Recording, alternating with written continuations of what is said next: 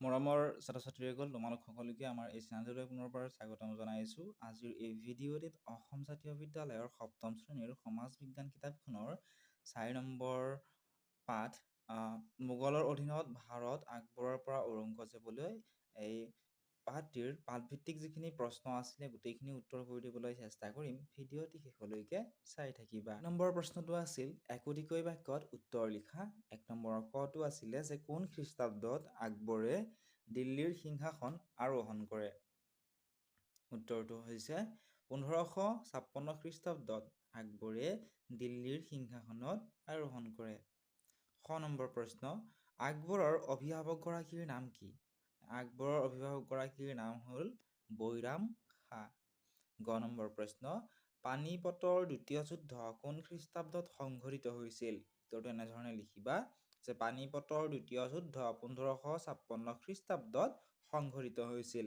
আৰু কমেণ্ট ছেকশ্যনত জনাবাচোন কাৰ কাৰ মাজত পানিপতৰ দ্বিতীয় যুদ্ধ হৈছিলে। তোমালোকে যিয়ে প্ৰথমতে কমেণ্ট কৰা তেওঁৰ কমেণ্টটো মই পিন কৰি দিম। ঘ নম্বৰ প্ৰশ্নটো আছিল যে হিমু কোন? তো লিখিবা যে হিমু হ'ল শ্বেৰ শ্বাহৰ বংশৰ আদিল শ্বাহ নামৰ এজন শক্তিশালী আফগান নেতাৰ মন্ত্ৰী। ঙ নম্বৰ প্ৰশ্ন আকবৰে কোন ৰাজপুত ৰজাৰ জীয়েকক বিয়া কৰাইছিল? তো লিখিবা যে অম্বৰৰ ৰজা বিহাৰী মল্লৰ জীয়েকক আকবৰে বিয়া কৰাইছিল। প্ৰথম ৬ নম্বৰ প্ৰশ্ন কোনখন ৰাজপুত ৰাজ্যই আকবৰৰ বশ্যতা স্বীকাৰ কৰা নাছিল? উত্তৰটো লিখিবা যে মেৱাৰ ৰাজপুত ৰাজ্যই আকবৰৰ বশ্যতা স্বীকাৰ কৰা নাছিলে। নেক্সট প্ৰশ্নটো মেৱাৰৰ ৰাজধানীখনৰ নাম কি? মেৱাৰৰ যিখন ৰাজধানী আছিল সেই ৰাজধানীখনৰ নাম আছিলে চিতোৰ। নেক্সট প্ৰশ্ন হলদিঘাটৰ যুদ্ধ কাৰ কাৰ মাজত সংঘটিত হৈছিল? তো লিখিবা যে হলদিঘাটৰ যুদ্ধ আকবৰ আৰু প্ৰতাপ সিংহৰ মাজত সংঘটিত হৈছিল। জ নম্বৰ প্ৰশ্ন দিন-ই-ইলাহী কি? তো লিখিবা যে সকলো ধৰ্মৰ সাৰমৰ্ম গোটাই প্ৰচাৰ কৰা এটা নতুন ধৰ্মমত হৈছে দিন-ই-ইলাহী। নি নম্বৰ প্ৰশ্ন বীৰবল কোন? লিখিবা যে বীৰবল আকবৰৰ ৰাজসভাত শোভা বৰ্ধন কৰা এজন ব্যক্তি আছিলে। ২ নম্বৰত চমুটোকা লিখিবলৈ দিছিল। ক নম্বৰত দিছিল আকবৰৰ ধৰ্মীয় নীতি। চমুটোকাসমূহ মই অতি চমুকৈ লিখি দিছোঁ। মানুহক যদি অলপমান দীঘলীয়াকৈ লাগে কমেণ্ট কৰিবা, বা যদি কোনোবাটো প্ৰশ্নৰ উত্তৰ নোৱাৰা থাকে কমেণ্ট ছেকশ্যনত জনাবা, মই উত্তৰটো কমেণ্ট ছেকশ্যনতে দিবলৈ চেষ্টা কৰিম। ক নম্বৰত দিছিল আকবৰৰ ধৰ্মীয় নীতি। উত্তৰটো এনেধৰণে লিখিবা যে আকবৰ ধৰ্মৰ ক্ষেত্ৰত বৰ উদাৰ আছিল। তেওঁ বেলেগ বেলেগ ধৰ্মৰ মত সম্বন্ধে জানিবলৈ ধৰ্মালোচনা অনুষ্ঠিত কৰিছিল।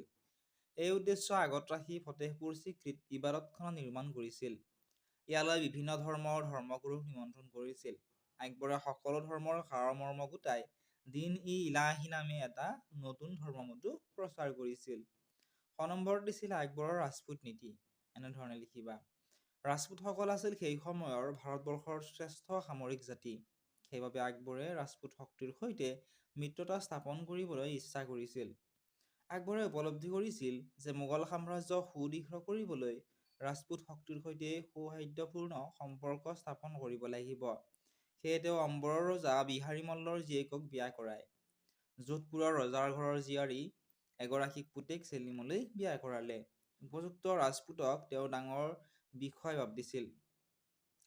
ৰাজপুত বীৰ মানসিংহ ভগৱান দাসক মোগল সাম্ৰাজ্যৰ উপদেষ্টা হিচাপে নিয়োগ কৰিছিল। ইয়াৰ ফলত ৰাজপুতসকলে আকবৰৰ উত্তৰাধিকাৰীলৈ সমৰ্থন আগবঢ়াইছিল। ৩ নম্বৰত দিছিল আকবৰৰ শাসন প্ৰণালীৰ ওপৰত ১০ শাৰীৰ এটি টোকা যুগুত কৰা। এনেধৰণে লিখিবা যে আকবৰৰ শাসন নীতিৰ মূল আছিল উদাৰতা, ধৰ্ম সহিষ্ণুতা আৰু প্ৰজাৰ কল্যাণ সাধন। আকবৰে শাসনৰ সুবিধাৰ বাবে ৰাজ্যখন ১৫টা চুবাত ভাগ কৰিছিল। প্ৰত্যেক চুবাৰ শাসনকৰ্তাজনক চুবেদাৰ বোলা হৈছিল। চুবেদাৰৰ তলত এজন দেৱান, এজন ফৌজদাৰ আৰু এজন প্ৰধান বিচাৰক আছিল। নগৰৰ শান্তিৰক্ষাৰ বাবে কটোৱাল নামে বিষয়া আছিল। তোদৰমল নামৰ এজন হিন্দু বিষয়াৰ হতুৱাই গোটেই ৰাজ্যৰ মাটি পিয়ল কৰাই মাটিৰ উৎপাদিত শস্যৰ ৩ ভাগৰ ১ ভাগ খাজনা নিৰূপণ কৰিছিল। গাঁওবিলাকত পঞ্চায়তৰ লেখীয়া ব্যৱস্থা আছিল। তাৰপিছত আৰু কেইটামান প্ৰশ্ন দিছিলে। ১ নম্বৰ আছিল একোটিকৈ বাক্যত উত্তৰ লিখা। ক নম্বৰ শিৱাজী কোন? শিৱাজী আছিল মাৰাঠাসকলৰ এজন নেতা। খ নম্বৰ মিৰ জুমলা কোন? মিৰ জুমলা বংগদেশৰ সুবেদাৰ আছিলে। গ নম্বৰ প্ৰশ্ন ৰামসিংহ কোন? ৰামসিংহ এজন মোগল সেনাপতি আছিল। খ নম্বৰ লাচিত বৰফুকন কোন? লাচিত বৰফুকন আহোমৰ সেনাপতি আছিল। নেক্সট চমুটোকা লিখিবলৈ দিছিল শৰাইঘাটৰ যুদ্ধৰ বিষয়ে। এনেধৰণে লিখিবা যে শৰাইঘাটৰ যুদ্ধ 1671 চনত আহোম আৰু মোগলৰ মাজত হৈছিল। এই যুদ্ধত মোগলৰ সেনাপতি আছিল ৰামসিংহ আৰু আহোমৰ সেনাপতি আছিলে লাচিত বৰফুকন। শৰাইঘাটৰ যুদ্ধ আহোম স্বৰ্গদেউ চক্ৰধ্বজ সিংহৰ দিনত আৰম্ভ হৈছিল, কিন্তু উদয়াদিত্য সিংহৰ দিনত শেষ হৈছিল। এই যুদ্ধত আহোমসকলে মোগলসকলক পৰাস্ত কৰিছিলে। 2 নম্বৰত শিৱাজীৰ বিষয়ে লিখিব দিছিল। এনেধৰণে লিখিবা যে মাৰাঠাসকলৰ নেতা আছিল শিৱাজী। ঔৰংগজেবৰ দিনত মহাৰাষ্ট্ৰৰ মাৰাঠাসকল শক্তিশালী হৈ পৰিছিল। শিৱাজীৰ লগত ঔৰংগজেবৰ কেইবাখনো যুদ্ধ হৈছিল। বহুকেইখন যুদ্ধত শিৱাজীৰ এই জয় সুনিশ্চিত হৈছিল। 1674 খ্ৰীষ্টাব্দত ৰায়গড় দুৰ্গত শিৱাজীয়ে ৰাজ অভিষেক পাতি চক্ৰৱৰ্তী উপাধি গ্ৰহণ কৰিছিল। নেক্সট জাহাংগীৰৰ বিষয়ে লিখিব দিছিল। এনেধৰণে লিখিবা আকবৰৰ মৃত্যুৰ পিছত পুতেক চেলিমে জাহাংগীৰ নাম লৈ দিল্লীৰ সিংহাসনত উঠে, অৰ্থাৎ দিল্লীৰ সিংহাসনত বহে। জাহাংগীৰে মেহেৰুনিছা নামৰ পাৰস্য দেশৰ এগৰাকী দীপলিপ কন্যাক বিয়া কৰাইছিল। দীপলিপ মানে অতি ধুনীয়া সুন্দৰী কন্যাক বিয়া কৰাইছিল। জাহাংগীৰে আকবৰৰ নীতিকে অনুসৰণ কৰিছিল। ৰাণা প্ৰতাপ সিংহৰ পুতেক অমৰ সিংহ মেৱাৰৰ ৰাণা হয়। তেওঁ প্ৰথম অৱস্থাত মোগলৰ বশ্যতা স্বীকাৰ কৰা নাছিল যদিও জাহাংগীৰে বশ্যতা স্বীকাৰ কৰিবলৈ বাধ্য কৰোৱায়। মোগলৰ অধীনস্থ কান্দাহাৰ জাহাংগীৰৰ দিনতে পাৰস্যৰ সম্ৰাটৰ হাতলৈ যায়। এইখিনিয়ে আছিল আজিৰ এই ভিডিঅ'টিত। যদি ভিডিঅ'টো চাই ভাল পাইছা, ভিডিঅ'টো লাইক কৰি দিয়াৰ লগতে চেনেলটো ছাবস্ক্ৰাইব কৰি দিবলৈ নাপাহৰিবা। লগতে কিবা যদি কুৱেশ্যন সুধিবলগীয়া আছে কমেণ্ট ছেকশ্যনত তোমালোকে সুধিব পাৰিবা।